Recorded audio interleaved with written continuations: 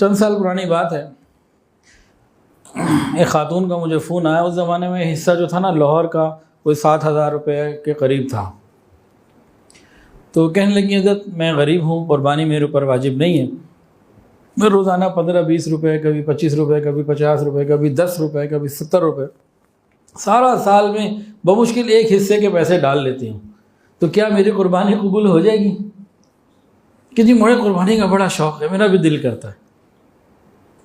اس کو تو میں نے جواب دے دیا سادہ سا کہ ہاں انشاءاللہ قبول ہو جائے گی۔ جب فون بند کیا تو میں نے کہا یا اللہ اس کی برکت سے میری بھی قبول فرما لے۔ سارا سال قربانی کا شوق۔ یاد رکھیے، شوق سے، محبت سے، دل کی رضا کے ساتھ اللہ کی محبت کے لیے قربانی کیجئے، اللہ مہربانی فرما دیں گے۔ لیکن ہمارے پر واجب ہوئی اور ہم نے نہ کی، اللہ اس پیسے کو کہیں گناہ میں ضائع کروا دیں گے، آپ کے پلے پھر نہیں رہنا، کہیں بھی فضول میں اللہ اس کو لگوا دیں گے۔ جن کے پاس حج کے پیسے ہوتے ہیں، حج فرض ہوتا ہے، نہیں جاتے، وہ پیسہ اللہ کہیں اور ضائع کروا دیتے ہیں۔ یہ باتیں حدیث میں موجود ہیں۔